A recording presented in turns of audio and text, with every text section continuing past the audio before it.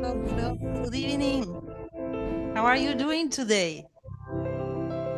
Today we are going to talk in English because we are launching our postgraduate program in Regional Studies Latin America. And it's a great honor to be here today to introduce you the course and to have a wonderful speakers who are going to share with you the visions from Latin America about our region, Latin America. So we have Ambassador Gisela, we have also journalist Silvia. They are going to share their views, and we have also some colleagues from Florida International University, Anthony and Gabriela, who are going to be with us today.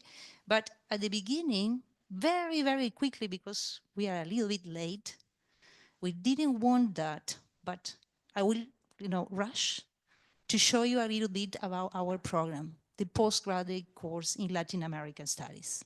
Thank you. I just will pass the slides very quickly and share with you very basic information about the program. And this program is part of a broader program, which is 5 continent perspectives.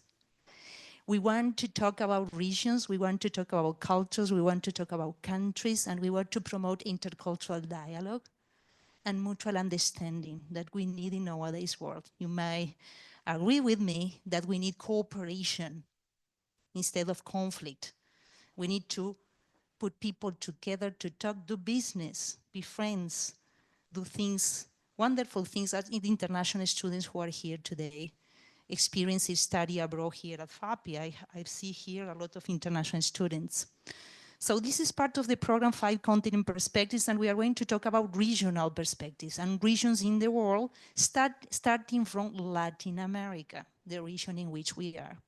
And I was talking to Ambassador Gisela, and I say, Gisela, when I was in the postgraduate degree in Argentina, Silvia lives in Argentina, Universidad Nacional de 13 de Febrero. I have a professor from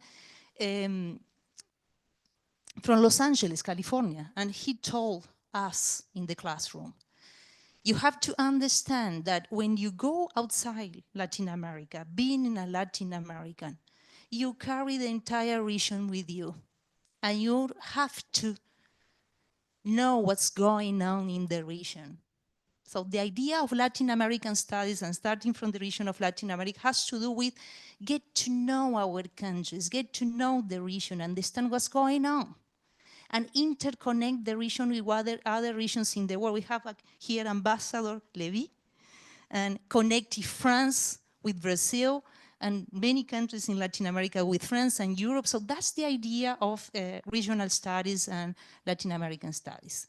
Very quickly, because I don't want to extend myself in this presentation, I think this is working. Yes, fantastic. So I mentioned is bringing diverse perspectives to the region, connecting people, understanding the scenario of Latin American countries, the integration processes, the economy, politics, and so forth. And we have mandatory courses this semester. Now on April 7, we start with the courses. We are now in the special seminars. So today we are inaugurating these seminars with Ambassador Gisela. And then we have this class, this is me. I'm going to teach you intercultural competence in Latin America. And then you have art and culture and politics and economy in Latin America. And we have also doing business in Brazil that we added, for this semester, we added another class that is in the second semester. However, you will have also this class available this semester. You have history, you have leadership, you have environment, which is highly, highly important. The business environment, that is, this class is also happening this semester, and cultural identities and decolonization. And you also have languages. Many of you foreign students are here studying Portuguese, and you will have also the opportunity in the next semester to study Spanish. You must learn Spanish because we are in Latin America. All the neighbors, Brazilian neighbors in South America, they speak, with some exceptions, they speak Spanish. So you must learn Spanish. And Chinese, because we have the Business Confucius Institute. And we have here with us the Chinese director of the Business Confucius Institute, which is Dr. Zhu Xiaoshu. She's here, she's saying hello to you. So we are connecting Latin America to other regions, in this case, through the Confucius Institute, okay? And then, of course, we have a methodology and this stuff because we are talking about a postgraduate program. We have a mission to South Cone, to Latin America. We are going to do this mission in October. You are going to have more information about it very soon. And we are going to my country, Uruguay. So if you want to visit Uruguay, we are going to have a mission to Uruguay and Argentina mainly. And then we are going to include some other countries such as Chile. First to the Cone South, and then we can go to other countries in Latin America. So that's the mission to Latin America. We have connections. We have our colleagues here from Florida International University who are now contributing, participating in the sessions, and also they will record some lessons for us. We have more than 350 higher education institutions with agreements with FAAP, so you can do exchange programs. And we have some international students here who are doing exchange here at FAAP, and they come from some institutes. This is just a brief description of what we have in the program, volunteering, and this is what you can do. What is interesting in this postgraduate program, you can choose the pathway you want to follow. If you want to focus on arts and culture, you can do the courses related to this field. If you want to concentrate your studies on business, international relations, and politics, you can choose the courses related to that side, that field of study. And then you can add the mission to Latin America, you can add languages, and you can continue your studies abroad through the partner institutions for the master's degree or doing exchange programs. You will have certificates for each subject you are going to take. In fact, if you want to take individual courses, you can do that. If you want to take the entire postgraduate program, you can also do that. It's your choice. In this program, you always have choices. You have a calendar in 2025. I'm not going to extend myself on that. This is on the website. I was going to show you this, but because we are a little bit late, and you can have a look at the website. We start on April 7 with Professor Vinicius Vieira, who is going to teach politics and economics in Latin America, with the participation of other professors in the region. And by the way, this is the launching seminar. This is one of the seminars, and tomorrow we have more sessions. We are going to talk about that. And also on Saturday and Monday. Tomorrow, we are going to have Commander Robson Farinaso, who is here, Professor Robson Farinaso. He has a YouTube channel, Arte da Guerra. Commander Robson, thank you very much for being here with us today. Professor Rodrigo Arruda.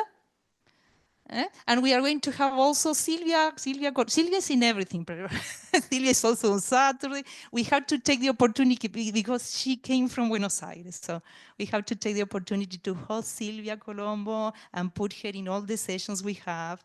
So tomorrow we are going to talk about geopolitics in the region of Latin America. And then you are going to talk about Mercosur and Unión Europea, the European Union, with Ambassador Levy here and Professor Vinicius. Ambassador Levy, please.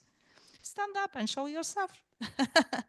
So, connections. And Saturday, we are going to have a movie from Argentina. The movie is La Historia Oficial, like the official story. And it won the Oscar of Best International Movie many years ago. And you know the Brazilian movie Ainda Estou Aqui, I'm Still Here, also won this year. So we are going to make the comparison. And also talk about films and series that are from Latin America that you must know and you must watch. Okay? So I'm not going to extend myself, as I mentioned before. We are late, but let me show you. Because you are here today, our CEO, who is coming and facing the traffic jam in Sao Paulo, which is always the same, is common, it's okay, it's okay. He's giving a 30% of discount of the tuition fees. So if you have the chance to get enrolled until March 31st, you will have a huge discount and you will be able to join us in this wonderful experience in learning together, because this is an exchange about our lovely region of Latin America. I want always to highlight the good things we have in Latin America. Of course, we have many, many challenges, but we have wonderful things, starting from people, cultural diversity, and also the nature, the wonderful resources and natural places we have in Latin America. I think if you talk about Latin America, diversity is the word, the appropriate word to express who we are. And you have to feel happy because you are here in Latin America. The international students who are here, Brazilians and students from other countries. I think we have people here from Colombia watching online, from Bolivia, some other countries. You are more than welcome to be with us in this wonderful experience. Thank you very much, and I pass the word to Professor Vinicius. So thank you, Lourdes. Thank you very much for the invitation. I'm Professor Vinicius Vieira. As Lourdes mentioned, I will be teaching the course in Politics and Economy of Latin America. It will be a pleasure to have you should you want to enroll in the course. And to emphasize what Lourdes mentioned, perhaps the current geopolitical environment is quite appropriate for considering a course focused on specific regions of the world. Regional studies, area studies were quite common during the Cold War when things were quite tense in the international arena. Unfortunately, nowadays we face, if not a new Cold War, that's subject, of course, to academic contestation. We're facing some hardships concerning the globalization. Perhaps it's over. So perhaps the way to understand the world is really to focus first on regions. And today it's my pleasure to coordinate this roundtable, and let me introduce to you our participants. beginning with Madam Ambassador Gisela Maria Figueiredo Padovan. She's the Secretary for Latin American and Caribbean of the Ministry of Foreign Affairs of Brazil. The Ambassador Padovan, she was born here in São Paulo. She has graduated in letters and pedagogy in education by the University of São Paulo in 81. She holds a specialization in translation studies in 84, and she entered the Rio Branco Institute, which is the Brazilian Academy for Diplomacy, in 91. And she did the course in high studies, advanced studies of the Rio Branco Institute, which is a requirement to reach higher levels in the diplomatic career here in Brazil, with a thesis on diplomacy and use of force concerning the Iraq context. She played major roles in representing Brazil, our country, in divisions of international economic organizations, and also in the division of the United Nations and the Secretary of Diplomatic Planning and the General Coordination of Economic and Political Planning between 2003 2004. And she also acted as assessor to the Ministry of Foreign Affairs between 2004 2007. Abroad, she represented Brazil in the United Nations mission in New York, and also she served in the embassies of Buenos Aires and Washington. And in 2017, she came to be she assumed the role of the head of the special advisory to issues related to the Federation and Parliamentary Affairs. And in 2018, she came to be the Director General of the Rio Branco Institute, which again is the Brazilian Academy for Training Diplomats. And finally, she was the General Counsel of Brazil in Madrid between 19 and 22. And since February 23, she has been serving as the Secretary for Latin America and Caribbean at the Ministry of Brazilian Foreign Affairs. So please join us here. Thank you.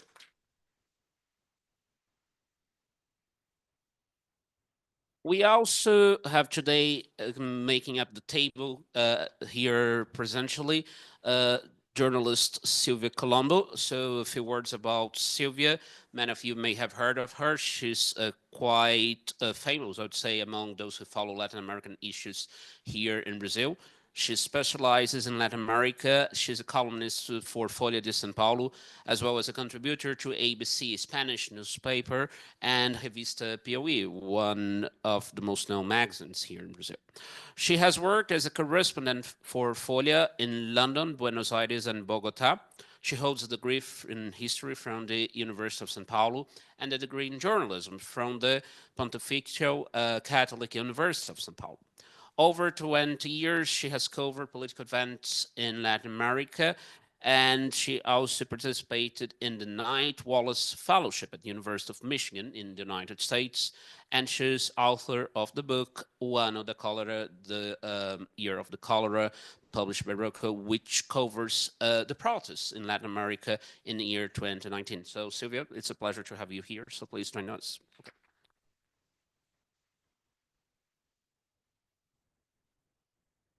Now, from Florida, we have two guests. As Lourdes mentioned, we have these collaboration from, yeah, they are on the screen. So we have, okay, so we then wait for then, Lourdes, or should we start? Okay, so let's see. Okay.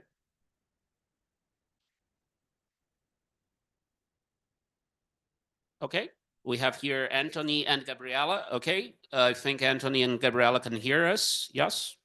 Okay, great. So let me introduce first Anthony Pereira, who happens to be a very long-standing friend since my time as a doctoral student in Oxford. At the time I was there near London, he was the director of the Brazilian Center, the Brazilian Institute, better said, of the King's College London. He is currently the professor and director of the Kimberly Green Latin American and Caribbean Center of the Florida International University in the United States, and he also is affiliated to the Department of Politics and International Relations. Professor Pereira, he holds a Ph.D. in government from Harvard University.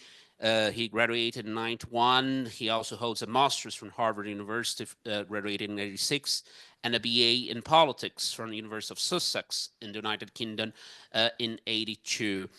His area of expertise is comparative politics, Latin America, and of course, he covers quite well Brazilian politics. He's one of the main specialists, particularly on issues concerning military questions and human rights, and has published prolifically in this subject. So let's welcome Professor Pereira, although he's not here present in person. Yeah, yeah, he's there. Okay. You can see us, I guess. So, yeah. Last but not least, of course, we also have Dr. Gabriela Hoberman. She's the Director of Academic Programs at the Kimberly Green Latin American and Caribbean Center, also at the Florida International University. And she's also the Faculty Director of the Latin American and Caribbean Center Study Abroad Program on Society, Politics, and International Relations in Argentina. Dr. Hoberman is a political scientist and researcher in the field of disasters in Latin America and the Caribbean region, which means that her areas of expertise are disaster risk policy, genocide studies, and of course, Latin American politics.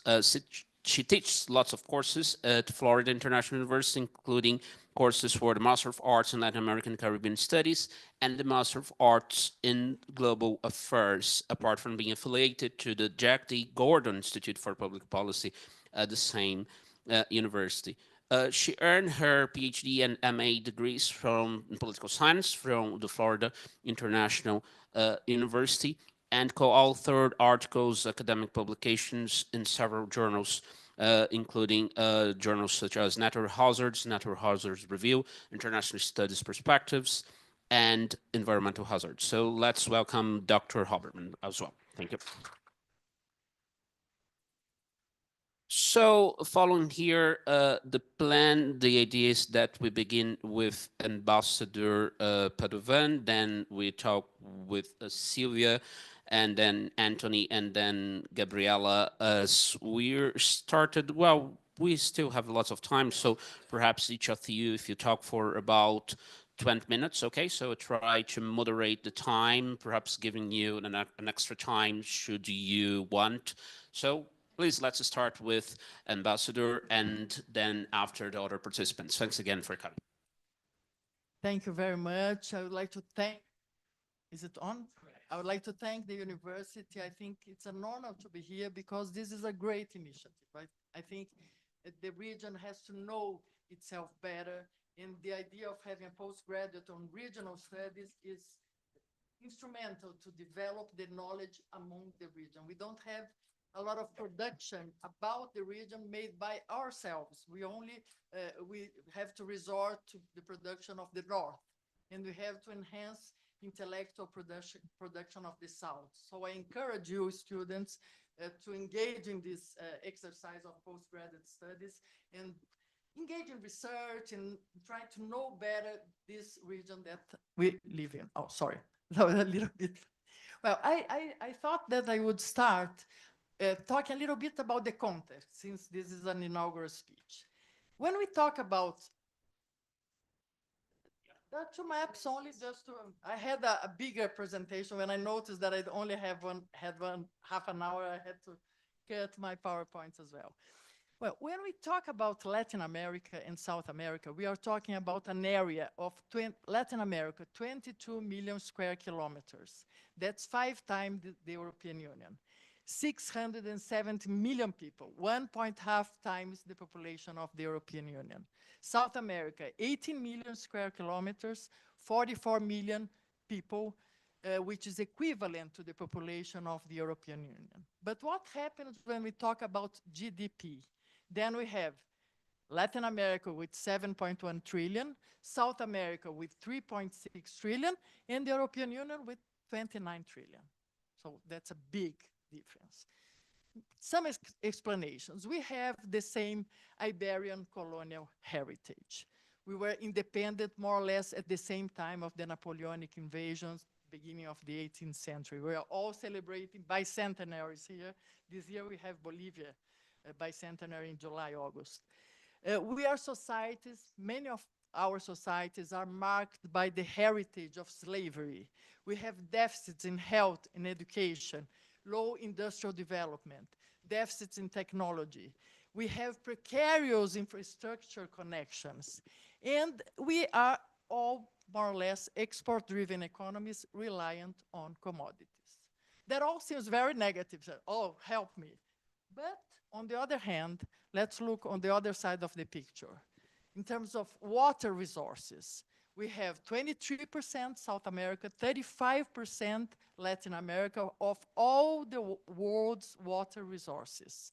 Fertile lands. Latin America can feed 3 times its population. Brazil itself is capable of feeding 1.6 billion people. We are 200 million. So we have a surplus, let's say, of 1.4 billion people that we can feed. We have forest coverage. Brazil is the second country in the world with the biggest forest coverage of all, behind only Russia. But Russia, most of the land is very cold and not very diverse. Suriname is a country who has 90% of forest coverage here in South America. We have biodiversity.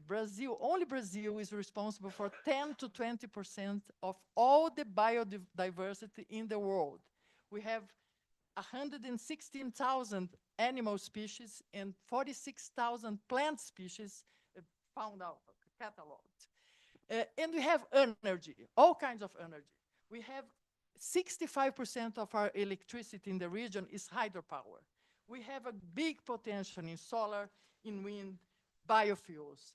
And also we have gas and oil. I'm not defending, I'm not saying anything about gas and oil, which is, I know it's a contentious issue nowadays, but we cannot forget Venezuela has the highest, the bigger reserves in the world, more than Saudi Arabia. Sometimes people forget that. And Guyana just has the biggest per capita energy reserves in the world. Guyana, I like to say that Guyana is the last frontier because it's a country of only 800,000 people, and they have 11 billion of oil reserves, which is more or less almost equivalent. Brazil has 14 billion. So think about Brazil and Guyana to see the richness. And 38% of the new oil reserves are found in 4 countries of the region: Guyana, Suriname, Cuba, and Colombia. So you see the potential. I'm not defending or not, just stating a fact. Another point and also we have human resources. Lourdes was talking about our huge population. And we have peace, which is very important nowadays. This is a continent where there is peace between countries. Of course, we have problems, internal problems in Haiti, but not problems between countries, at least not war problems. And Commandante, I forgot, Farinacci will speak about that tomorrow, I understand. Another element, there were 2 more elements about our context. Our borders. Brazil has 16,885 kilometers of borders, of land borders. 12,000 of those are in the Amazon. And with all our 10 neighbors, we have borders of more than 1,000 kilometers. So sometimes when people ask me, why do you engage with Venezuela? The short answer is because we have 2,000 kilometers of borders. How can we solve organized crime, deforestation, drug trafficking, migration, and even indigenous issues, since the Yanomami reservation is right in the border between Brazil and Venezuela? How can we deal with that if we don't deal with Venezuela? I would like to say that the border with Bolivia is 3,400 kilometers. That's more than the border between Mexico and the US. And the biggest French land border is with Brazil, French Guyana. So it's a huge challenge to deal with all these borders. And last, in this first part, I would like to talk about regional trade. We have a commercial exchange within South America, with South America, Brazil and South America, of around $70 billion. That's equivalent to our exchange with the US, which is 80 billion. And with Latin America, we have a commercial exchange of $90 billion, which is more or less equivalent to the US. But what's the difference? In our regional trade, we trade basically industrial goods. We have all 80, or in Mercosur is 90% of our exports are industrial goods. So I used to say, when we lose $1 of our exports, our big, important, huge export to China, maybe some agribusinessman loses some of its income.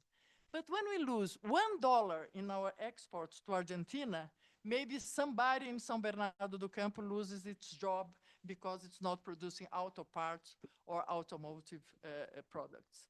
So that's the context that I wanted to present before entering in integration itself. So that's where we live, that's the challenges, the advantages that we have. Talking about integration, I would like to start by saying that this idea has deep roots in our region. If we think that Bolivar himself, when he wrote his Jamaica letter in 1815, he was analyzing how the newly formed countries, newly independent countries, should organize themselves. And he wrote in this letter, it's too low? Oh, okay, okay. Okay. Maybe I'm speaking a little bit too fast because I have a lot to say. Okay. Hi. So in this letter, he wrote, "My wish, more than any other, is to see the formation in America of the greatest nation in the world." This is Bolivar, Simón Bolívar in 1815. Then we can understand all this idea of Bolivarianism that's present until today. San Martín, the liberator of Argentina, Chile, and Peru, also had the same ideas about the unity of the newly formed nations. Bolivar even organized two conferences in 1826 and 28 to promote these ideas, but they didn't bear fruit. And I think maybe for three reasons. First of all, there was no agreement on which form this integration would take. Would it be a league, a military alliance, a confederation? They never came to an agreement. Second, the newly formed governments, including Brazil, had to strengthen themselves because they were very fragmented. There were revolts, there were separatism in all the countries. So they privileged local and national identities to the detriment of this idea of integration. Think about Grand Colombia that existed for 12 years only. Then the nationalist movements in Venezuela and Ecuador, particularly, but in all other countries, they were like 8 countries. Today is what the Grand Colombia was. They prevailed above the idea of integration. The same happened to the Federation of Central America, which is now the 5 countries of Costa Rica, El Salvador, Guatemala, Honduras, and Nicaragua. And also, there were huge geographical obstacles. Think about the Andes, even though San Martín crossed the Andes, but think about the barrier, the barrier of Andes and the barrier of the Amazon. Still today, it's impossible to go by land from Brazil to the Suriname. There's no way to go by land. You have to go through Guyana or French Guyana. And that can even explain, Sylvia, I think you lived in Colombia, the distance between Brazil and Colombia, because the Amazon was a huge barrier. So for all these reasons, I think this proto-movements of integration, they didn't succeed. And the geographical and political realities prevailed. What was the result? Small, isolated urban centers in a vast, you see in the map, oh, there's no map, vast and fragmented area. In the late 18th century, integration began to be conceived aligned with the idea of sovereignty, which was very popular at the time, nationalisms. in the late 19th century and beginning of the 20th century prevailed. So the idea of a federation was more like integration of sovereignties. And there was also a concern about foreign interference. The Barão do Rio Branco, our Professor, our biggest diplomat in history, maybe for me, he even thought about ABC Pact in 1915. He had this idea of joining Brazil, Argentina, and Chile, so to strengthen the Southern Cone, and also to prevent conflicts that could justify foreign intervention. So he had that in mind when he thought about that. At the turn of the century, we had a new player in the world, the United States. And when they became the emerging big power, they started to do a lot of conferences, the Pan American Conference. There were 5 between 1889 and 1954, where they were shaping the legal and political framework for their influence in our region. But during the Cold War, the countries of Latin America, they started to become a little bit worried or concerned with this American influence. Particularly, and we were talking about that, after the coup in Guatemala in 54, the coup in Argentina in 55, the invasion of the Bay of Pigs, all these actions created a reaction, and the reaction was to search for more autonomous integration initiatives. And that's why we had ALAUC, I would say in Portuguese, because LAIA is, nobody knows what LAIA is. ALAUC is the Latin American Free Trade Association in the 60s. Then in the 80s, ALADI, which is still exists today, is the organization under which we can negotiate free trade agreements with all the 13 members. And CARICOM, and then the Andean Pact, so all autonomous initiatives to react to this not so good American influence at the moment.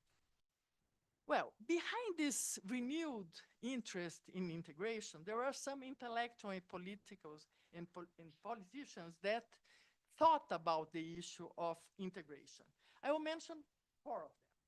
The first one, Celso Furtado, one of the biggest Brazilian economists of the 20th century. Celso Furtado warned about the insufficient size of the markets and low effectiveness of investments in developing countries.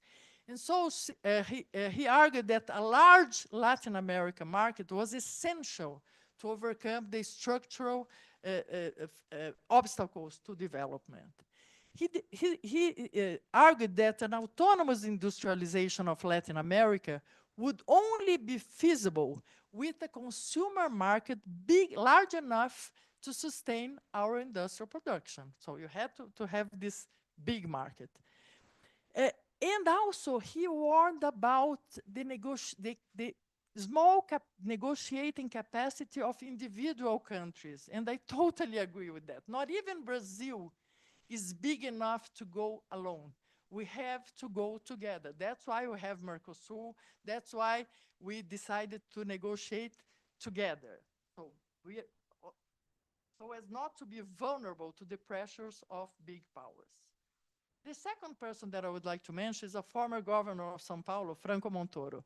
He was an enthusiast of integration. He used to say, integration or stagnation. And he was instrumental for the incorporation of the idea of integration in our constitution.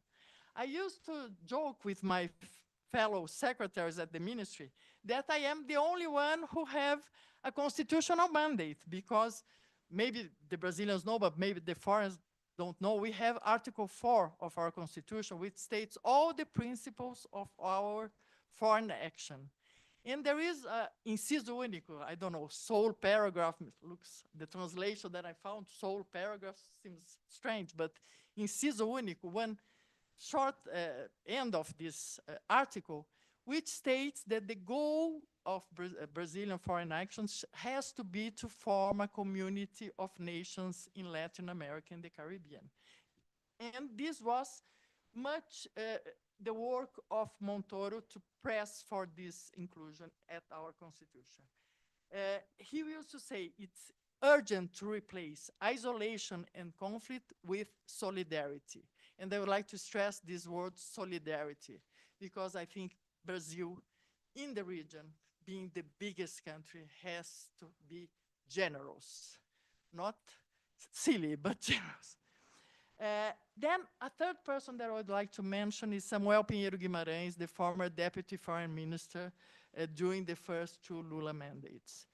He said that in a multipolar and globalized world, where international relations shapes not only the relations between states, but also domestic policies. Think about food inflation in Brazil. It's not because of Brazil, it's because the price is high abroad. The price of eggs, the price of olive oil is very high in the international market.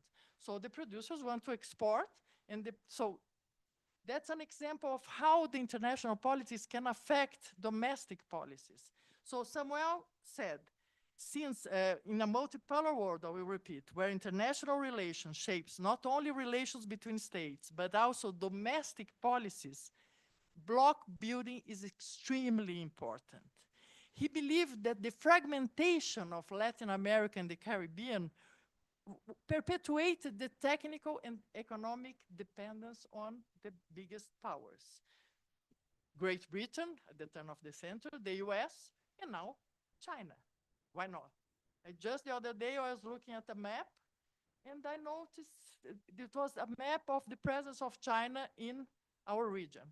And I noticed that a lot of ports are being built. Everybody talks about Shanghai in Peru, but China is building 30 ports, 30, in Latin America and the Caribbean. That's a huge presence. And last but not least, my former boss, Celso Amorim, special advisor to President Lula, that says that Brazil's responsibility in the integration, that stresses Brazil's responsibility in the integration process as the largest country of the region. In South America, we are more than 50% of the territory, of the population, of the GDP. So we have a crucial role in consolidating integration.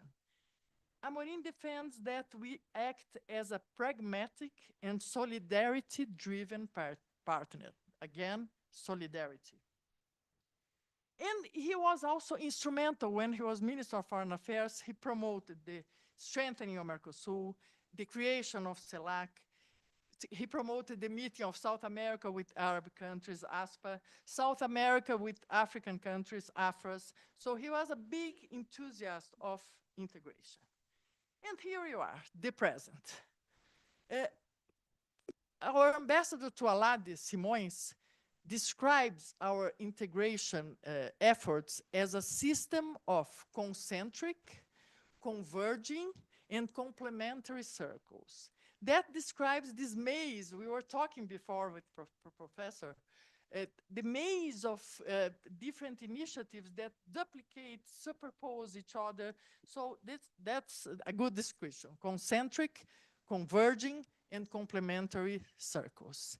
And Amorim says, in a system, once again, marked by rivalries between great powers, the global South should focus on consolidating blocks that seek greater strategic autonomy and an updated form of non-alignment.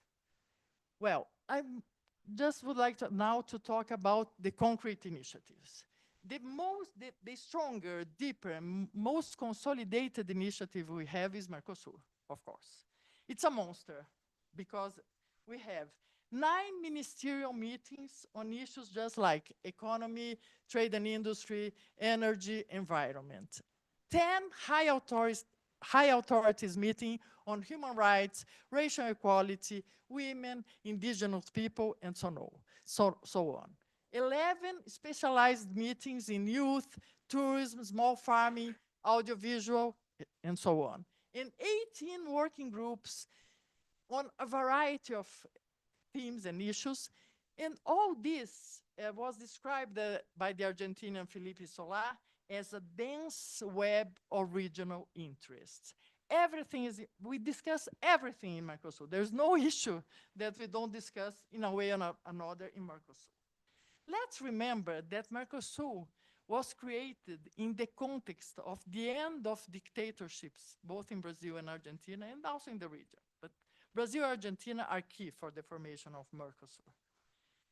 The paradigm changed. Neighbors started to be seen as partners and not more as competitors or enemies. And then we have what I described jokingly in a way at the last National Day of Argentina. I was joking that the relations between Brazil and Argentina are scenes of a marriage. So we have the honeymoon between Brazil and Argentina with Sarney and Alfonsín in the 80s. Then they signed the Iguazu Declaration. That's the true embryo of Mercosur, of the Treaty of Asunción. And the joke went on. During this time, I said that both countries lost the virginity of their nuclear programs because they were open to one another. Reciprocal visits in our nuclear installations. Sarney went to Pilcaneu and Alfonsín went to Angra.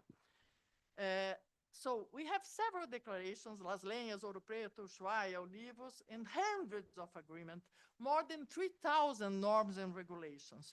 So again, it's a critical mass of integration, very difficult. Mercosur is heavy in a way, very difficult to move, and there is agreements and regulations about everything. Right now we are discussing labeling of products to harmonize. One of the goals is to harmonize legislation. So we are discussing how to have the same label in the now 5 countries, because as you know, Bolivia just joined Mercosur last year. What were the objectives of Mercosur? Let's look at the preamble of the Treaty of Asunción. It talked about the expansion of market dimensions and a more efficient use of resources. When President Collor went to Congress, presented this agreement to Congress, he spoke about rationalizing and modernizing economic structures of the 4 countries in order to stimulate investment and to promote a more competitive insertion. What were the means for that?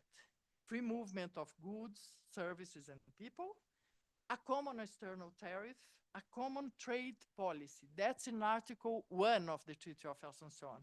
And in the context of all this discussion about negotiating alone, let's remember, this is the Article 1, the very essence of Mercosur is to have a common trade policy.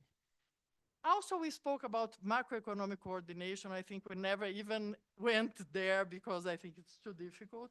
And the legal harmonization, which is like this labeling thing and other, we have an agreement on organic products, etc. So we try to harmonize our legislation because that makes things easier. I'm convinced that most of trade problems are at the customs area. You know, oh, this form has 12 lines, mine has 11 lines.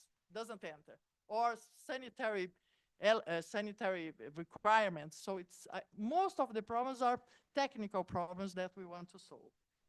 Were these objectives achieved? I would say partially. The most important thing, in my view, about Mercosur is to bury a long story, a long history of mutual distrust.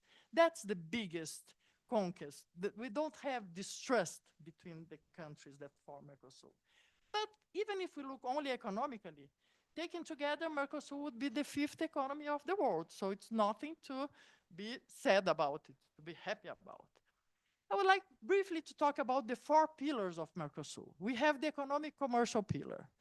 Intra-Mercosur trade rose 10 times. It was 4.5 billion in 91, and it was 46 billion in 2023.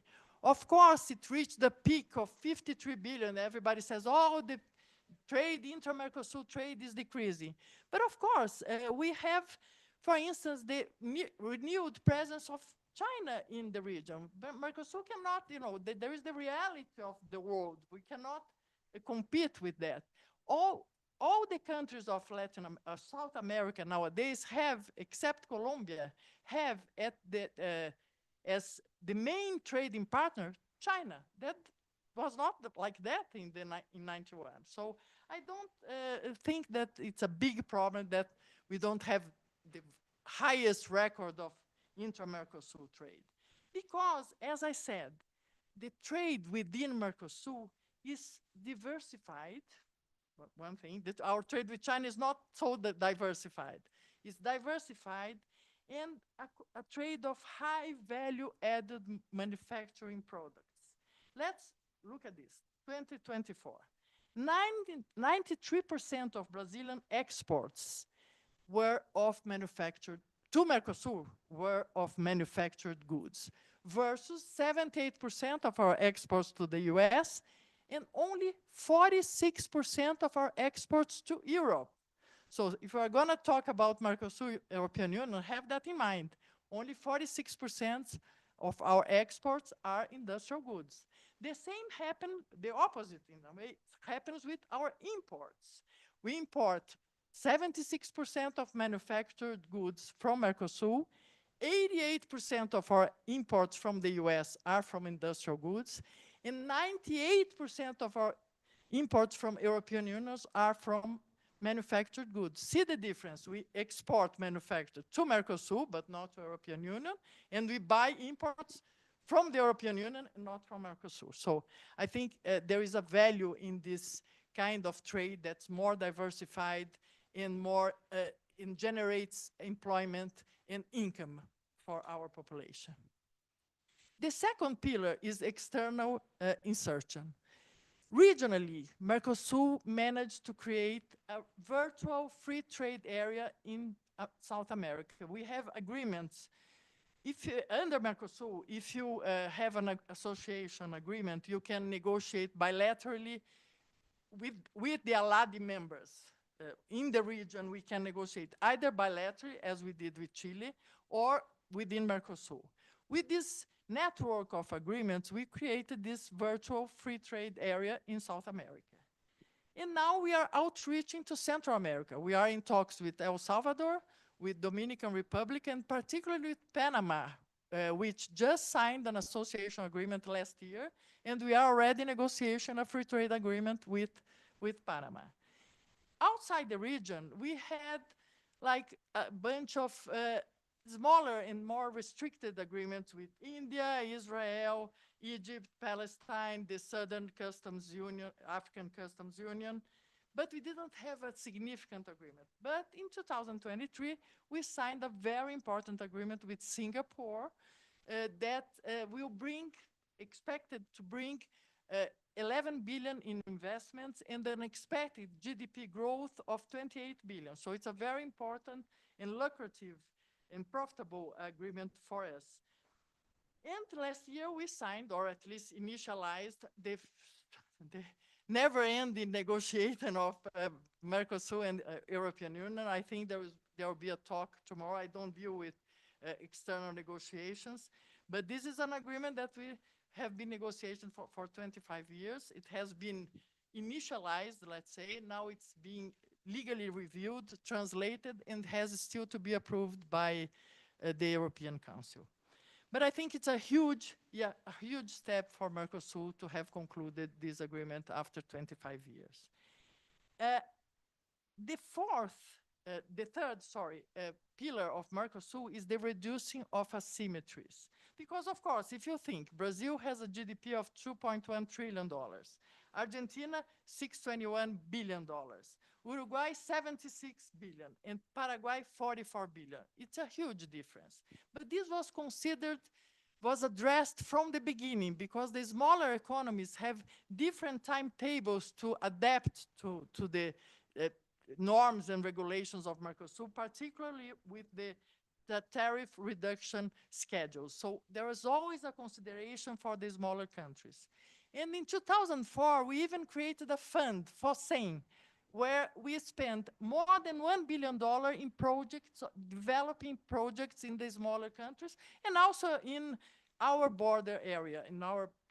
The border area of Brazil is the area 150 kilometers from the border, and we do projects in this area as well.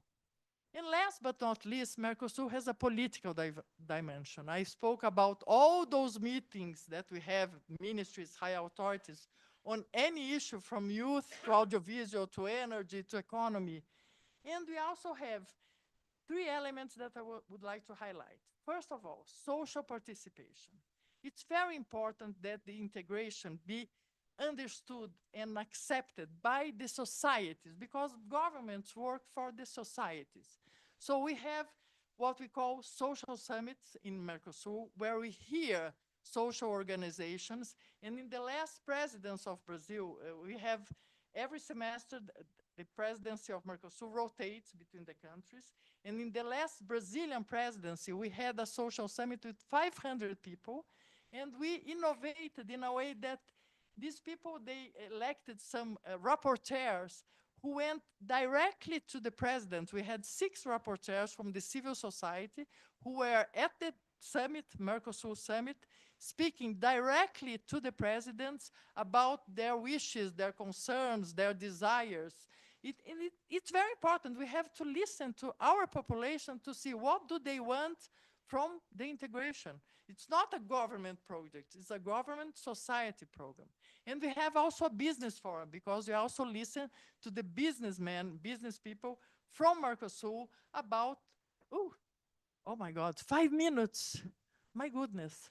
Well, I have to run and talk about like the other initiatives. Let's leave Mercosur like that. Well, I was only talk about challenges. The challenges, Mercosur is very mature. So the challenge is always to make it stronger and to solve the problems like intra-block restrictions. We still have restrictions in trade between our countries. We have, for instance, protectionism in yerba mate that Argentina doesn't allow other countries to export to it. And we have sugar and automotive are not included in Mercosur. So we have to perfection it to make it better, but it's a very consolidated mechanism. We have 3 other integration mechanisms that I would like to mention. First of all, UNASUR. It's the polarization took a toll on UNASUR that became more or less paralyzed after 2017 because of political difference between the 12 countries. But UNASUR had 4 big achievements that are frequently overlooked, and I would like to highlight. First of all, a dialogue in defense, and we have Commander Farinacci, Farinasso, to talk about that tomorrow. But we had a South American Defense Council and a South American Defense School. And it's very important that the armed forces of all the countries dialogue and learn and train together so as to avoid conflicts. We also had the South American Institute of Government in Health, which would have been instrumental in collectively buying vaccines during the pandemics, for instance, and it was not operative at the moment. We had COSIPLAN, I was talking with Professor, that was an infrastructure council to discuss infrastructure projects. And, well, I had the second slide, which is what we are doing in the Brasilia consensus. And so one of the problems that I mentioned is the lack of infrastructure between our countries. And now, in the next initiative that I will talk about, Brasilia consensus, we have this plan to do 5 routes of integration. One in the north, Guianas, one in the middle, Manta Manaus is Manaus to Ecuador and Colombia. The Rondon route linking the west center of Brazil to Peru. Then we have the Bioceanic Corridor, which is the most developed, it's almost ready. And the southernmost that is more or less already ready, linking Uruguay and Chile. So COSIPLAN was the initiative of UNASUR, was replaced by this new mechanism that we have launched in 2023, exactly to avoid, and the last one, sorry, the last point about UNASUR, it had electoral observation and monitor missions. UNASUR made 20 observation missions in countries of the region. And when we think about all the problems that we have is an election good or bad, etc. It was very important to have an organization, a regional organization of ourselves monitoring our own elections. But what happened with UNASUR? With the polarization, 5 countries left, and now it's only 7 countries. It's not operative. The 12 countries were not talking to one another when President Lula started his mandate in 2023. So what was the reasoning that we had? Well, we have to put the 12 countries together, because otherwise we will not solve several problems that we have to solve. Climate change, organized crime, migration, energy, education, you know, all the issues that we have to solve and that no country can solve alone. So we decided to try to build a different mechanism, which was the Brasilia Consensus. There was a meeting of presidents at May 30th of 2023, and then we could gather the 12 presidents in the same table, and we signed this very short document creating this new mechanism that's original in the sense that it has no institutions, no structure, there's no Secretary General, elections, contributions, nothing. It's more or less a WhatsApp group. And the idea is to organize regional networks on 17 different issues, from climate change to energy, to health, to education, to infrastructure, and to have these networks working together flexibly without addressing the geopolitical realities that impede this more fluid union among all the countries of South America. So we decided to create this mechanism that's difficult because it's flexible, has nothing to, no institution, no weight, but it's working because the countries are talking about these particular issues without taking into consideration the political difference between them. So we have the 12 countries sitting together, Venezuela with Argentina, with Ecuador, all discussing these 17 issues in order to try to solve issues that are very important to our region. So I would like to mention one more. I had a conclusion to say that, but I will go to my conclusion. Let's talk about what we have today in the world. We have a world that it's an increasing unstable international environment, characterizing by rising US unilateralism and the transactional versus a value basis, to the detriment of a value-based approach in their external relations. We have growing challenges for global governance. We have growing difficulties for multilateralism in general. We have political polarization, escalating bilateral tensions, geopolitical conflicts, widespread extremism, environment, economic, and social crisis. And we also must remain vigilant of external interferences in our region. For all of that, my answer is we need more integration, no less integration. More Mercosur to strengthen and deepen Mercosur. More Brasilia Consensus to solve the 12 issues, to address these issues together. We cannot, not even Brazil, which is 50% of South America, can solve migration, deforestation, drug trafficking, people's trafficking. We cannot solve that alone. We need to join with other countries to solve our own problems. So my final message is more integration, just like Franco Montoro said, integration or stagnation. Either we go together or we will not be able to solve our problems, and we will be more vulnerable to all this scenario that I've just described. So that's my final word, more integration. Thank you.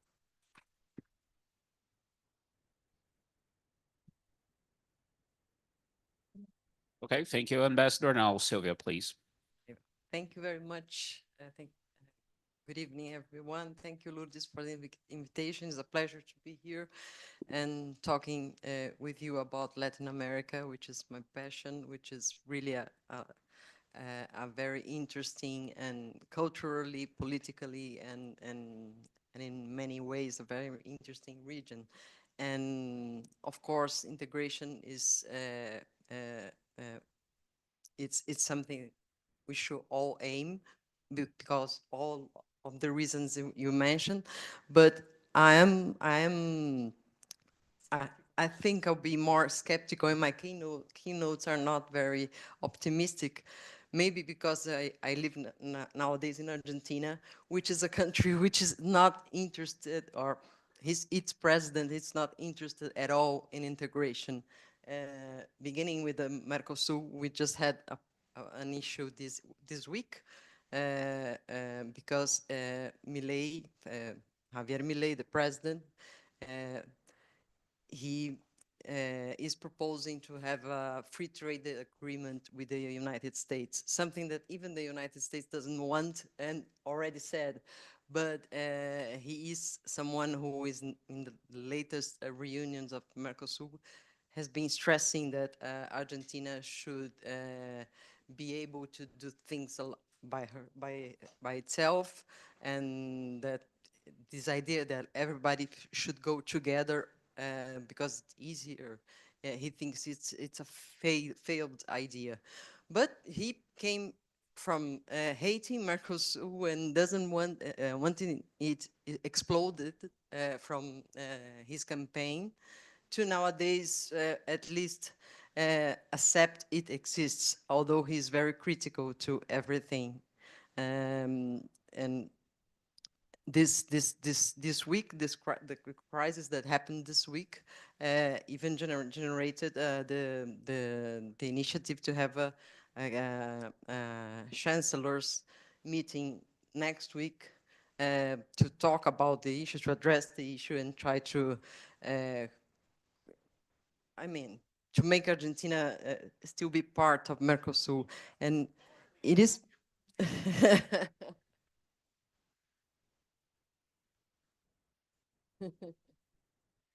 Well, and my keynotes will be pessimistic. I'm sorry about that because I've been covering Latin America and traveling, and even you mentioned the difficulty to travel through Latin America. It's true that Bogota uh, it, it's not that far away, but it's still we have this jungle desert between Brazil and Colombia. I just came back from Quito. I was covering the first round of elections there, and it takes a day for you to go from Buenos Aires to Quito because you have to make so many connections. You have to go to Panama uh, and back to Buenos Aires again. It's almost it's crazy. We don't have this integration in terms of international flights and good roads, and this is really a problem. Um, I would say also that unfortunately, when we are dealing with the news, we see more integration maybe between the organized crime organizations than we have between governments, or at least they go faster. For example, there is a very famous case of one prosecutor from Paraguay who was working in Ronaldinho's case, actually, and also with some Horacio Cartes corruption scandals in Paraguay. And he was traveling with his wife in Colombia, in Cartagena, and doing some jet ski in Cartagena, and he was chased by the Paraguayan organized crimes with the participation of the PCC, and he was murdered with her there. So sometimes we see all these organizations working in different countries very easily.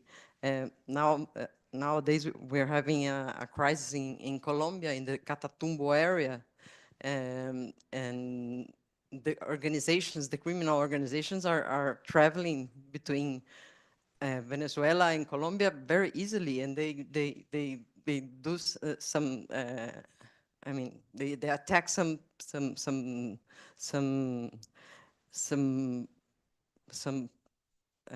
organizations, the army in one side, and then they hide and go rest at the other side.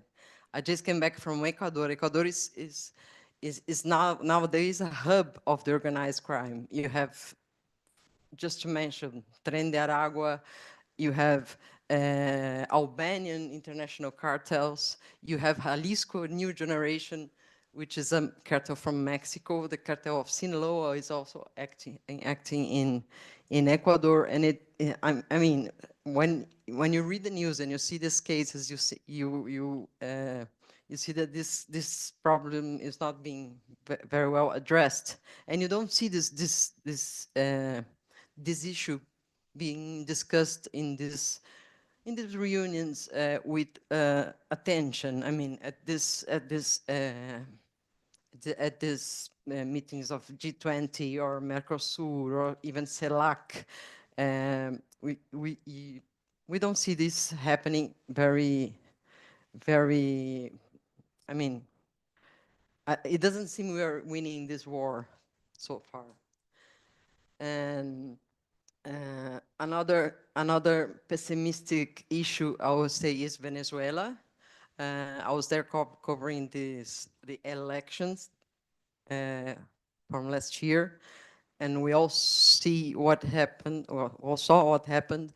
The world became worried. Brazil stayed in a position of not criticize the fraud openly, or not as in a tough way than other countries. But then nowadays, what happened? Maduro won. Maduro had everything he wanted. At the end, it was a fuss, a lot of international criticizing, but at the end, no one could do anything. And nowadays, the dictatorship is doing whatever they want, and torture and disappearances are happening in a even worst way. Well, I don't see a solution for Venezuela soon. And I don't know if integration between South American countries could do something as well, because Brazil and Colombia made some efforts and it stayed in the air.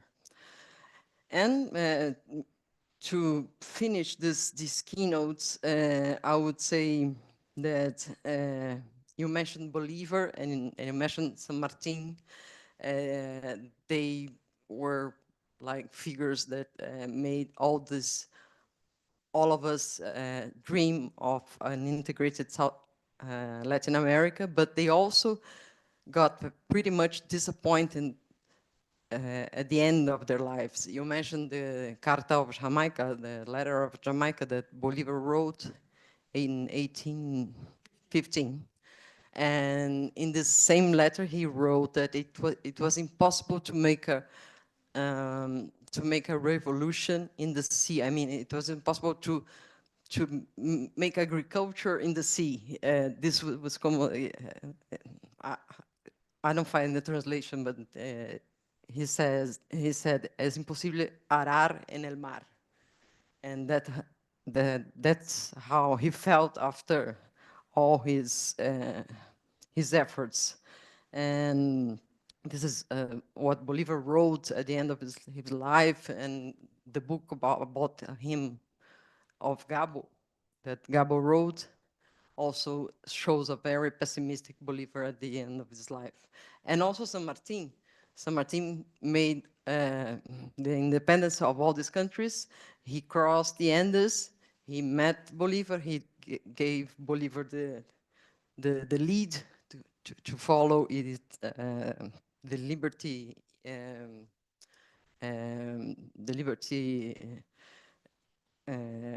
efforts, and then he left to France. And then at the end of his life, he wanted to go back to Argentina, and he got to the port of Buenos Aires, and when he arrived there, there was a political assassination because there was a huge fight between Unionistas and Federalistas in Argentina, and then he decided to go back to France, and he died in the exile. And he died in England, actually. I mean, this is just a few keynotes on your words. Of course, we aim and we want this integration to happen, but the difficulties are really huge. And when you are in the field for so much time, you only see the difficulties, and you see a lot of intellectuals and diplomats talking about integration all the time, but it is really difficult to see it in everyday life. That's what I would say. Of course.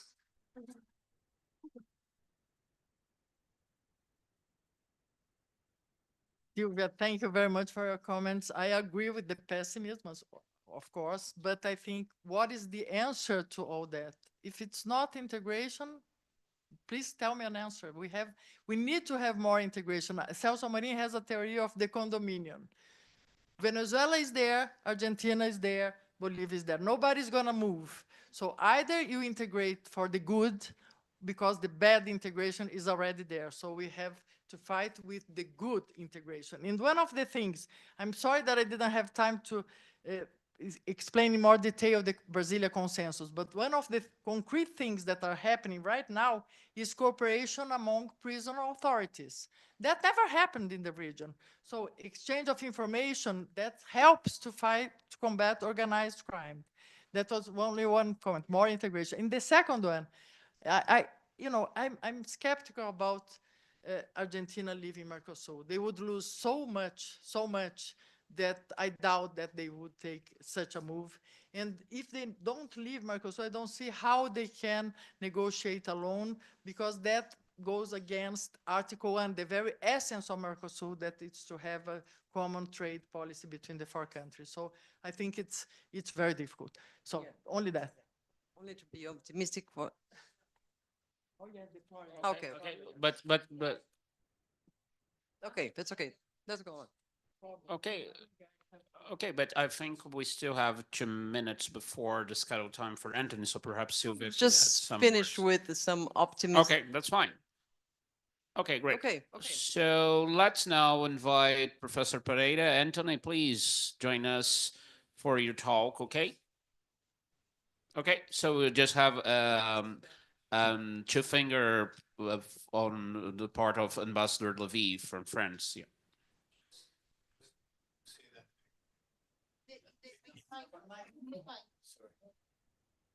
I agree with the two-speaker. Integration is the only solution. And of course, you're right to be pessimistic. So the best thing you can have is exactly what's going on in Europe. It's that until 2 weeks ago, we were disintegrated in many, many ways. Then we had COVID. Then we now have this huge challenge on security. So the best thing that can happen for integration of Latin America is that somebody remembers Mr. Trump, that there is something called Monroe Doctrine, 1823. And if he's doing what he's doing on Europe and Latin America, it will be a very good booster for reintegration. So thank you, Ambassador Levy. And now, without further ado, let's pass the word to Anthony, who would like to thank again. It's a pleasure to welcome you even virtually. Thank you. Boa noite, espero que pode me ouvir sem problemas. Como neto de português, eu sinto a obrigação de falar algumas palavras em português. Agradecer Lourdes, Vinícius, a embaixadora, Silvia Colombo, estou feliz de estar aqui. E estou Anthony, can you hear us? We cannot hear you. Oh, Try to mute your, you're muted. oh, I think. my mic says I'm No, he's open, but I think the sound is not coming because it shows open. Yeah. Okay, let me get a So just headphone. a second, Anthony. Sorry for that. Your Okay. microphone is open, however, we cannot hear you. Let's check what is going on here. Sorry for Okay. that. Let me get a headphone. No. Okay. It seems that Anthony has a problem, so Gabriela would like to step in. Let's see whether he can hear you. Absolutely. Yeah, she's open. He's open, but yeah. Tony is coming. Tony or Não, eu só abri para falar com ele, porque ele não estava me ouvindo. Can you hear me now? I guess the mic isn't working. Just a second, Anthony. We still cannot hear you. Okay. I'm getting a little bit closer to the mic because it's not muted. It shouldn't be muted now.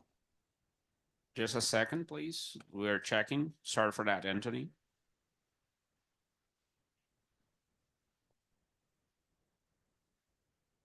No, because Gabriela has the same problem. She opened here. It's clear that they open here, but the sound doesn't arrive here. That's the problem.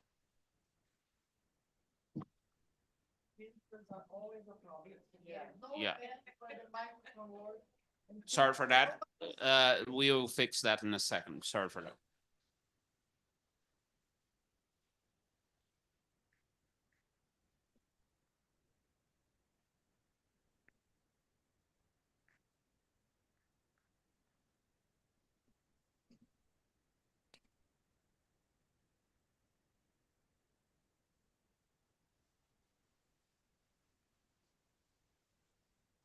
While they are trying to sort out the connection, perhaps we can try to start collecting questions. Anyone would like to collect questions, to ask any questions to either the ambassador or journalist Sylvia, feel free to raise your hand. We may not have time to answer them now as we're working on this technical problem, but it would be a pleasure to register your questions at this moment. And volunteers, please raise your hand, introduce yourself, and ask your question. We can eventually accept questions in Portuguese, and then we can translate to the English-speaking participants, of course. No questions? No questions from the audience? No? Okay. So perhaps as the moderator, I'd like to go back to this issue of integration that dominated, of course, the talk thus far. Olivier brought the example from Europe, and to what extent there is an alternative that is not exactly more institutionalization, like you were advocating, Madam Ambassador, for the consensus of Brasilia, but to what extent informality in those articulations may not be a lack of incentive for countries really to engage in more serious and articulated questions, particularly in those very sensitive topics. And for Sylvia, I think it's interesting to bring your perspective as journalist that focuses, of course, in several issues, but particularly cultural issues. So certainly this gap between Brazil and Latin America, the rest of Latin America, is explained because of language barriers. But to what extent you think that it's just a matter of language? And like to introduce here information that I always tell my students, and some of them are here undergraduate students, that a survey carried 10 years ago by University of São Paulo pointed out that only 4% of Brazilians identify themselves as Latin Americans. So to what extent this cultural gap also contributes for the lack of integration? So perhaps we can address those questions to those participants here. And of course, after Anthony and Gabriela, they talk, we'll collect more questions here. Thank you, Professor. I think talking about institutionalization, of course, the European Union was always a paradigm, a model to be followed or not. We have two examples, very kind of extreme examples. On the one hand, Mercosur is highly institutionalized. I I've talked about the monster of all these meetings of ministers here and high authorities there, 3,000 norms and regulations. So it's highly institutionalized. On the other hand, you have the Brazilian consensus that was created to be not institutionalized, not to have a secretariat, not to have a secretary general, contributions, etc. Which one is better? We don't know, but the reality is that Probando. 12 countries are engaging in talks, even with the presence, for instance, of Venezuela. One doubt that I had was after Maduro takes over his new mandate, what's going to happen? Will the 12 countries still sit together? And the answer to my surprise was yes. What's happening? At the beginning of each meeting, countries that have not broken relations with Venezuela or being expelled, that are many in the region, they make a disclaimer. My presence here does not mean that we recognize this government. And after that, the meeting goes naturally as normal meeting. And so I was telling that we are working with cooperation among prison authorities. Other concrete initiatives are an infrastructure observatory that the IDB is sponsoring. The formation of an academic mobility program inspired by Erasmus. An integrated energy management platform together with OLADI, the organization, the Latin American Organization for Energy. A plan for rapid response to natural disasters that are happening every day in our countries. And a platform for migration data, which is also very important because migration is a big issue nowadays. So concrete things are happening in a very flexible and informal way, but it's working. We are talking, some networks have been established and are working, the 12 countries together. So I just have to praise the countries for being so pragmatic and be able to discuss practical issues without consideration to geopolitical realities. You're still working on the technical issue, so yeah, go ahead. Why Brazil and okay. the other countries? Let's just try Gabriela. Let's go to, okay. Yeah. Can you hear us? So I have a theory. I don't think language is the main problem that make Brazil be unaware, maybe, and distant from its neighbors. I think it's something else. It's our past. I mean, it's our past. Brazil until the 19th.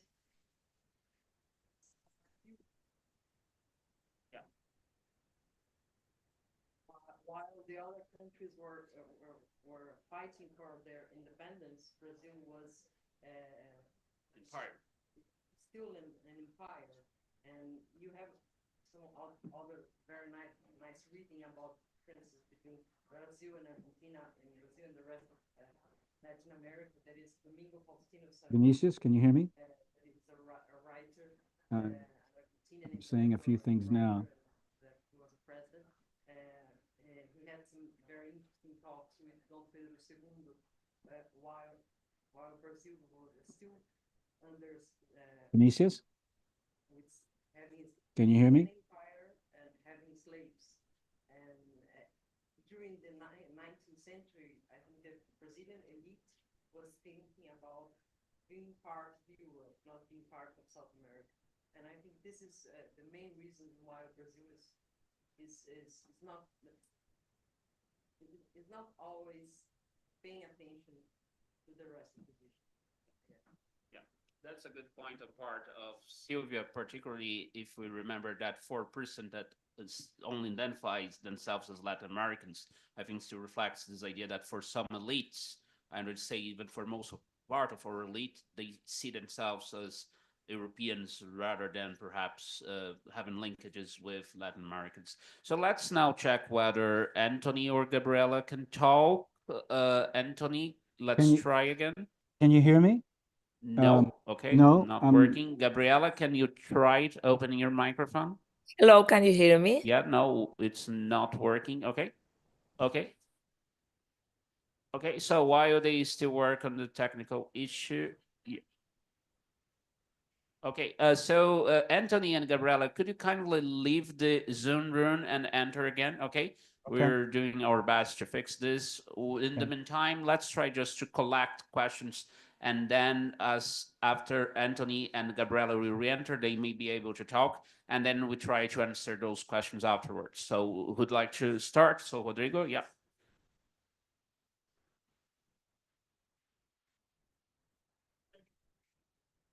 Well, good evening to everyone. I would like to ask to the ambassador about the integration and the routes you bring us on your slide, some routes of integration. And we have, even in Brazil, in our national integration, we have challenges about the environmental questions. For example, if we have the Manaus-Santarém road, the recover of the road. It isn't finished yet because of our environmental organization, the IBAMA, do not give us the authorization to do it. So in international view, in Latin America view, we have some environmental challenges to support till these all routes will be built. Yeah. Thank you. Just before we answer, if you don't mind, sorry, we'll check again Anthony and Gabriela. So Anthony, let's try you first. Can you to hear see me? whether we can hear you. Can you hear me? Not yet. Okay. So Gabriela, can you try to open? Can you hear me? No, not working. Sorry again. And perhaps we can collect another question here. Just introduce yourself. Okay. Well, because people at home may hear you. Yeah. So hello, I think this question is again more for the ambassador. It's actually a short question, but perhaps it won't be a short and easy answer. So we know that when we were talking about integration, we seek for this integration in multiple areas, commercial, educational, social, but due to the world that we live today, of course, this integration, perhaps it ended up being mostly ennobling in the economic and commercial areas, which is also very important. But if we think about Mercosur, we saw very important advancements in the social aspect during the 2000s and mid-2020s, on which we call Mercosur Social. However, due to the economic and especially challenging politics scenarios that we've been facing in the region system, I believe, in my humble opinion, that the social aspects and these discussion forums in the social aspects have been perhaps less prioritized by the countries. So I think my question in the end is, what are your thoughts about the future of Mercosur Social and how we can face this challenge and bringing back the social discussions and forums in this Mercosur environment and bring back this as a main priority for the countries? Okay, so just introduce yourself. Sorry, my name is Laura. So let's make another test with Anthony. Let's check whether it's going on. Yeah, can you try, Anthony? Yeah, I can see that my mic No, is... not yet. Okay, so No? more Okay. questions until we try to fix those problems. Okay. No, as Anthony is still unable to talk to us and Gabriela, I suggest that the ambassador answers the question. Let's just make another try with Gabriela. Gabriela, can you open again?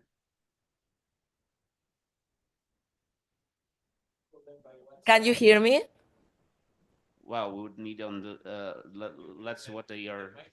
Yeah. Hello, can you hear me? Yeah, we could try to use Skype, another system. Well, we were waiting for guidance from the technical team, but as people are watching us, I think it's better if the ambassador replies to the questions, and Silvia, of course. Thank you. I think, Professor, your question was about the environmental concerns, about the routes. Yes, I think it's luckily Brazil has a very strong environmental agency, IBAMA, and all the public works in Brazil have to have an environmental report and authorization to be built. I'm not aware if there are anything similar in other countries, but I'm sure that for us to build these roads, of course, we have to balance environmental concerns with development concerns. So I think Brazil is very well positioned to address this balance, because on the one hand, we, for instance, take the Amazon example. We want to preserve the biome, but we also want the social inclusion and the economic inclusion of all the 50 million people who live there. So the same applies to, for instance, these routes. Of course, we have environmental concerns. Brazil is a leader in environmental action in the world. We are hosting the COP30 for that. But also we cannot just make like a conservancy or preservation to the detriment of the population. So we have to balance, and the way to balance is to have what we have, an agency that makes studies, and then you take a decision basing on both the development needs of your country. You cannot make just a park, a natural park, and not have a consideration for the economic and social needs of the population. But on the other hand, you have an environmental assessment. We are not just building and destroying, just like during the military regime, the Trans-Amazonic was built without any consideration for environment. We do have considerations, but it's a balance that it's for instance, for the president to make.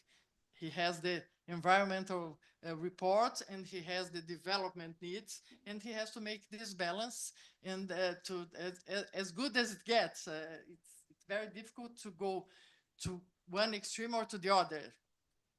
Only the environment or only development. I think you can find a balance to that, and it's imperative for the development of our region that we have these connections. Just like Sylvia was telling, how difficult it is even to go to one country to the other. It's very difficult to sell products the same way.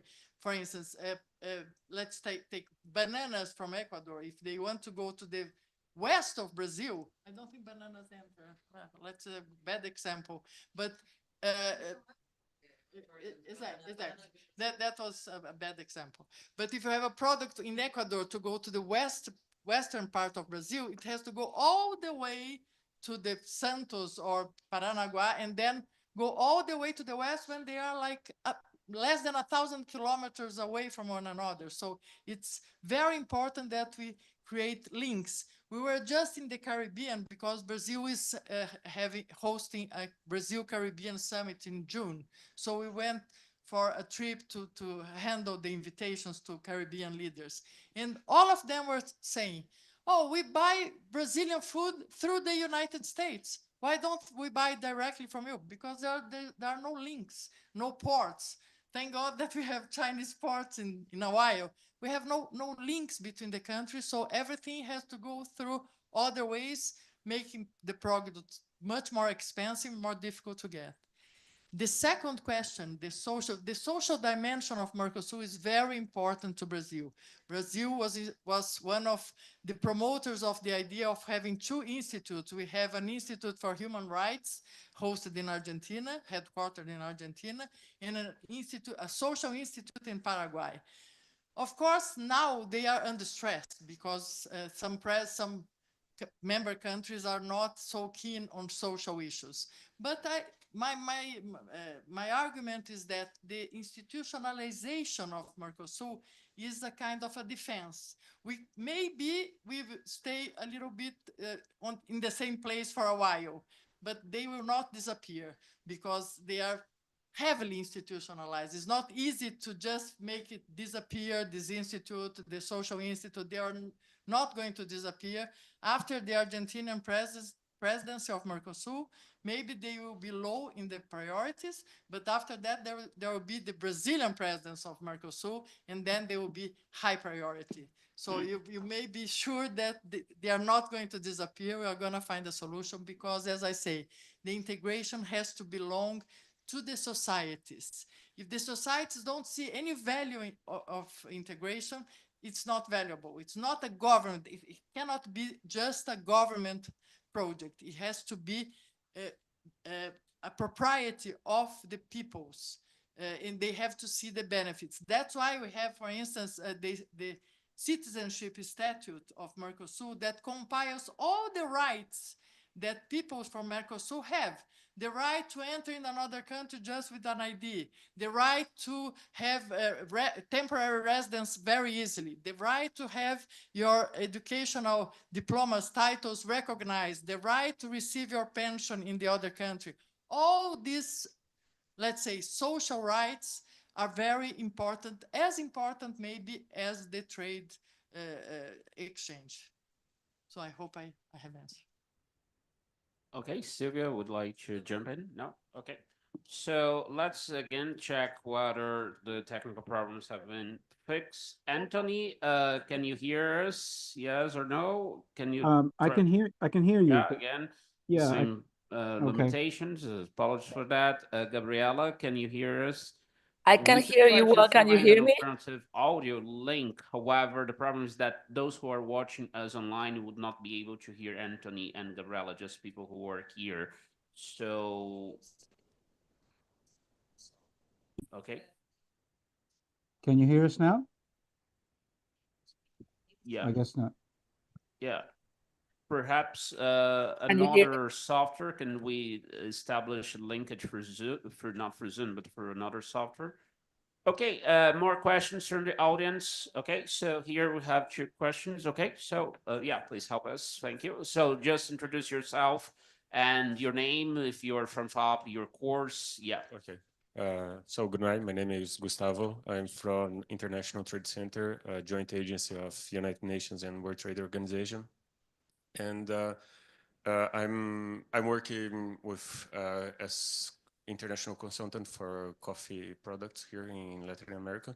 But I don't want to say in coffee. I just want to take a broader view, because we are entering in a multipolar era, let's say, for not saying bipolar anymore, multipolar. So it's very simple, but very complicated to answer. So how do you see Latin America in 5 and 10 next years? Yeah, perhaps we can collect a second question. Another person raise his hand. Yeah, here in the front, please. Again, introduce yourself. Yeah, my name is Henrique Curi. I'm an ex-student of FAAP. Now I'm a businessman. I would like to speak a little bit from a businessman perspective. I would like to reinforce something that Sylvia said, and that was actually an example by the ambassador, how difficult it is to sell to Latin American countries. Like selling to Colombia, for example, we have to send everything to the United States, which is just impossible in terms of freight costs and so on. So it's just after some time, when you see there is a market, but it is so hard to sell, you just give up.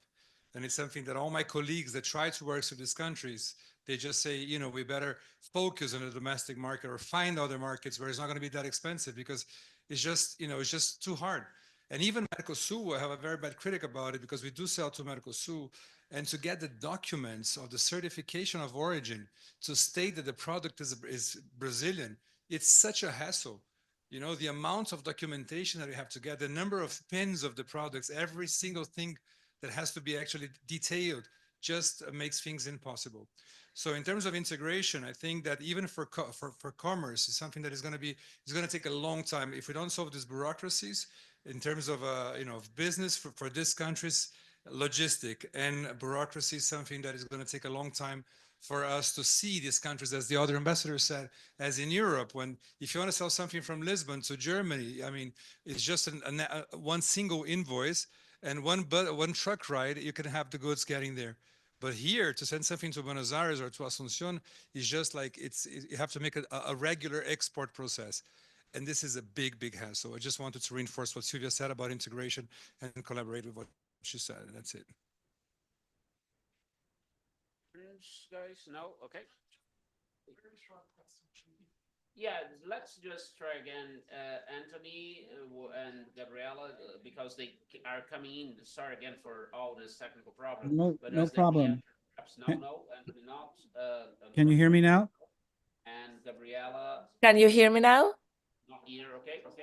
So we're taking. No problem. Okay, great. Can you hear me now? Yeah, Anthony, yes, we can hear you. Great. Okay.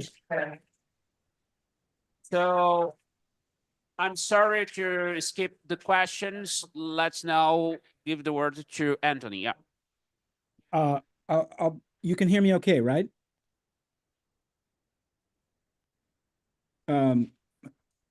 Vinicius, can you hear me all right?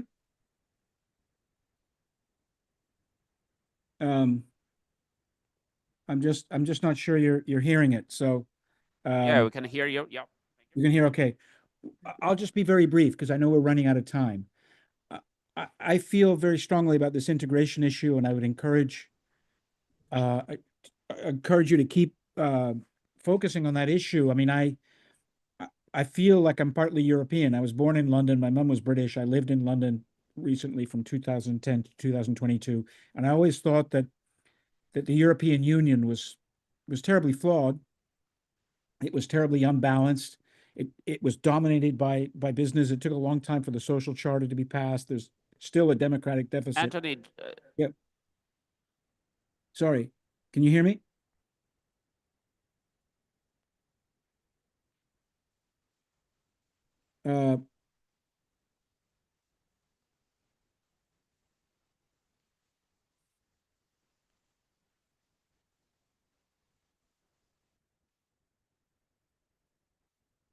Oh, there's a delay. Okay.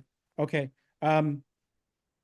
Yeah, let me stop. Let's see if Gabriella comes through better. Can you hear me? Hello?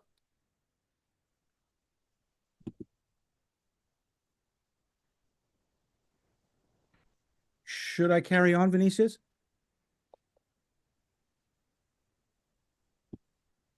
Okay. It's a bit strange because I can't hear you. But I just wanted to say that the alternative to integration is probably worse than integration, both in Europe and in Latin America.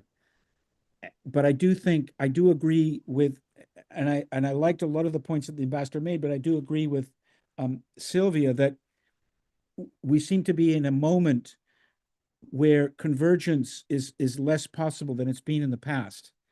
And you can see that in many areas, but I would point out to, just basic questions of how to pursue growth, whether and how to defend democracy, sustainability, the whole question of identity, and then in issues of security. And I think we're going to see this in large gatherings like the Summit of the Americas and COP30, that it's more difficult than it has been in the past to simply agree on basic issues. So I'm aware that you may not be hearing me, so I'm going to stop there and turn it over to Gabriella. Thank you. Can you hear me now, Vinicius? Hello?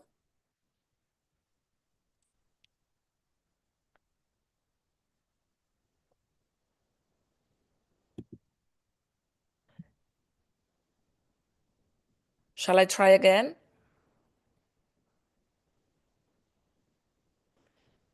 Okay, perfect. I hope you are hearing me. Thank you again, of course, Lourdes and Vinicius for the invitation. I'm delighted to be here today. Please tell me if you are hearing me okay?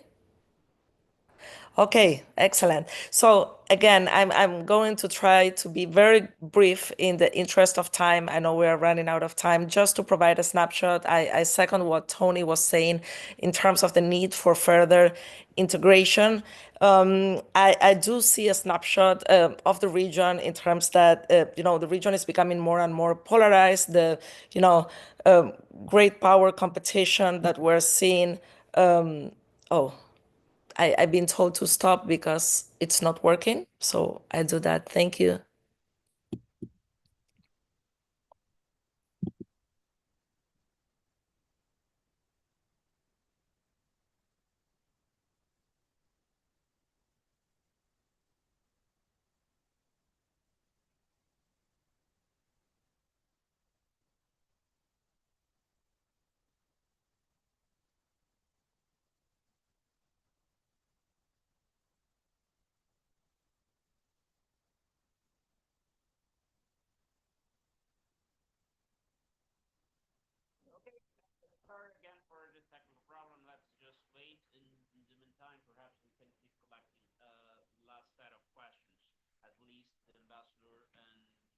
can reply you.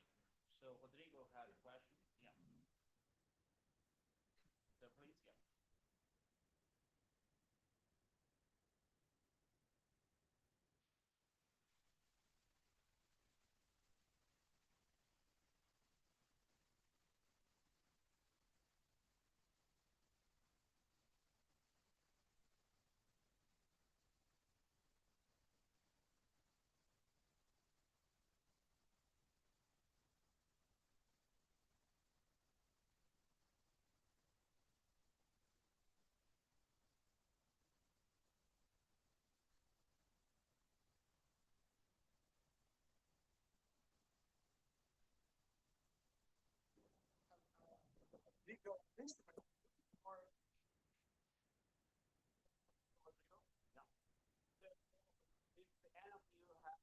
A very last question. I just learned that unfortunately the technical problem cannot be sorted out today. So what we're going to do in order to overcome these issues to ask both Gabriela and Anthony to record a video about their points and to make that available in our website later. Again, sorry for that. We do apologize, but as you know, technical problems often happen with those long distance transmissions. So a very last question should be what? Because we're running out of time. It's already 8:30, and of course, we don't want to keep you more than the predicted time here.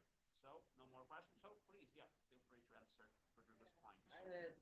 This question of residence, what the Argentinian government really said and what really happened, there was a bit of misinformation. There was one student that was he was not deported, but he was asked to leave and to obtain the proper documentation to if you wanted to study in Argentina. So if you want to study university or college or whatever, you have to have a special visa. You have this. I mean, there are a lot of Brazilian students living in Argentina, but they just go as tourists and they stay there. And you may stay 6 months. What they used to do was to leave Argentina and to get in to go back to Buenos Aires again, but they were still studying. So what the Argentinian government was asking that did not change with this government. It's a legislation that's been there for a while. If you want to study, you have to have a proper visa.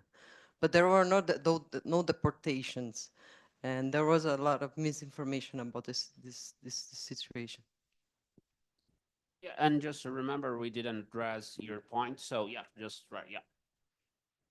So answering both questions at the same time, if we manage and borrowing the only sentence that Anthony was able to say, the alternative to integration is worse. So of course there are difficulties, and we are when I lived in Madrid, I understood Brazil a lot.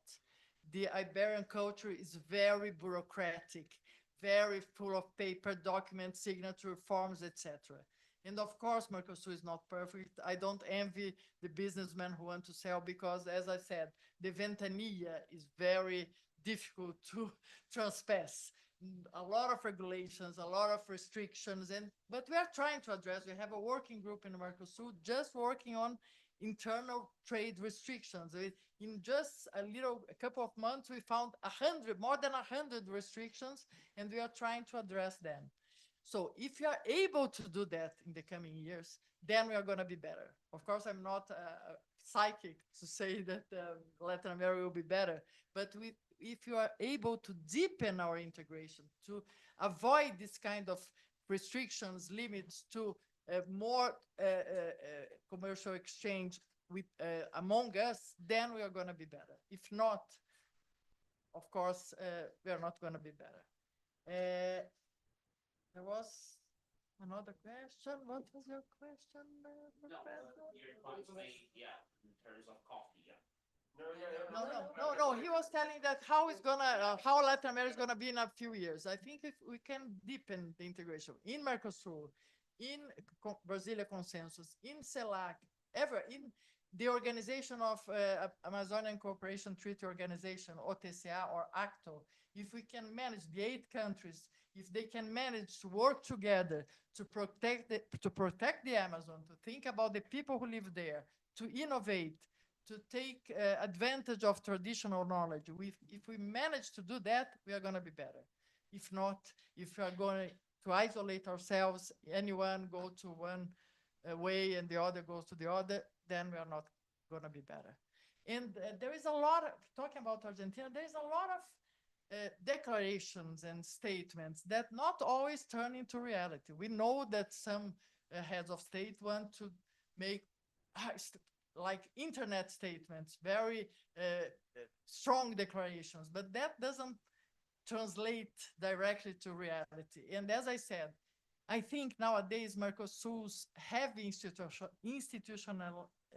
institutionality is very important to preserve the conquest that we had in this 34 years. So being institutionalized in this sense, having all the decisions taken by consensus protects the advances. Whereas on the other hand, the informality of Brasilia Consensus allows us to be more flexible and to move faster. So I think both models are complementary in a way. And so that's why we can progress in the region, I think. Alternative to integration is worse, as Anthony said. Okay, so I'd like to thank you all for having attended, our wonderful panelists. Again, apologies for the technical problems. So just to tell you about our program for tomorrow, we start at 3:30 p.m. and until 4:30 p.m. Brazilian time. We'll talk about geopolitics and security in Latin America, sensitive regional locations to pay attention. We have as speakers Commander Robinson Forinazo, who is here today. He's the head of the YouTube channel Arte da Guerra, Art of War. The Laureate Professor Rodrigo Arruda, who's here today as well. We'll speak about that tomorrow. And we have the pleasure to welcome again Sylvia to cover those issues. And the roundtable will be moderated by Professor Lourdes, who is the director of the International Office and the course coordinator. And thereafter at 4:30 till 5:30 p.m., also Brazilian time, for our YouTube audience, so pay attention. Mercosur and European Union, the agreement and its geopolitical implications. So talk again about integration, whether or not this long-standing agreement will finally be concluded.